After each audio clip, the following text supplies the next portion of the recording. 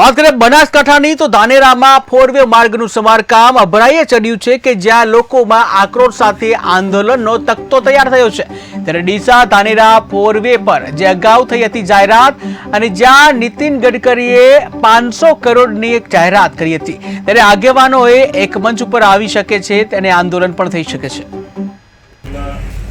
પાણીનો જે મેઇન પ્રશ્ન જે પાણીનો છે અને વારંવાર અમારા જે વિપક્ષના ધારાસભ્ય નથાભાઈ કે જેકે સાહેબ વારંવાર રજૂઆત કરવામાં આવી હતી, પણ કોઈ સાંભળવામાં આવતું નથી।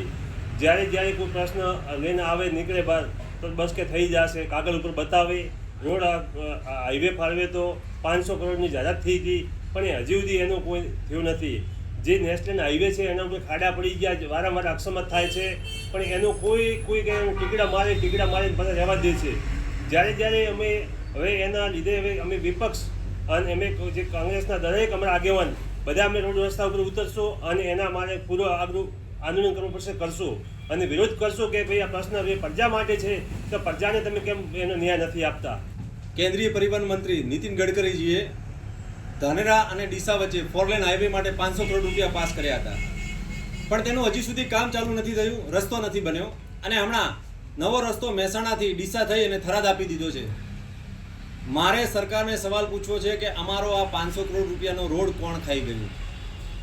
અને આ સવાલ માત્ર સરકારને જ નહીં, ધાનેરા તાલુકાના દરેક પક્ષ પાર્ટીના નેતાઓને, દરેક સત્તા પક્ષના, વિપક્ષના અને અપક્ષમાં જીતેલા ધારાસભ્યોને પણ પૂછવું છે કે તમે પ્રજાના હક માટે કેમ આમ નિરાશ થઈને બેઠા છો?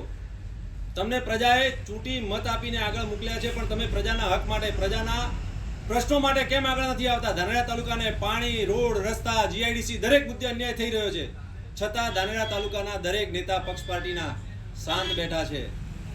હવે સમય આવી ગયો છે, પ્રજા જાગૃત થશે અને પ્રજા જો રોડ ઉપર આવી અને સત્તા સામે પ્રજાએ આંખ લાલ કરી તો ભલભલી સત્તાઓએ રોડના